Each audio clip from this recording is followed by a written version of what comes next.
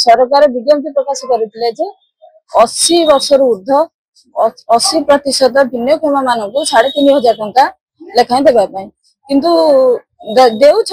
किंतु अल्प किसी लोक देला बेले अल्प किसी लोक देना तार प्रतिवाद आम अनशन कर आज के 2 दिन हो गला किंतु तार प्रतिवाद बसीचु किंतु किसी सुफल लाभ है आम चाहूँ जेतक लोक अच्छा जो मैंने पाई ना से 3500 टंका लेखाएं भत्ता दिया जो मैंने योग्य हिताधिकारी से 3500 टंका भत्ता देवाई आम दाबी अनशन बसीचु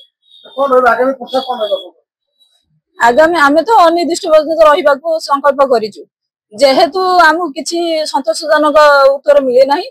से आम बस जो सरकार जो पातरंतर नीति जे किसी लोग पाइबे एवं आउ किसी लोग पाइबेनी याकू आम ग्रहण करूँ एवं सब लोग समान समान भाव में समस्ते पाइबा दरकार जो माने 80 वर्ष ऊर्ध्व एवं 80% रु अधिक भिन्नक्षम माने सरकार जो नीति अपनैले जे 80 वर्ष ऊर्ध्व एवं 80% रु अधिक भिन्नक्षम माने से माने 3500 लेखाएं पाइबे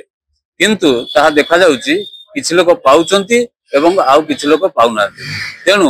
आमे यार प्रतिवाद रे आमे बसिछु एवं एहा सरकार समस्ते न पाइला पर्यंत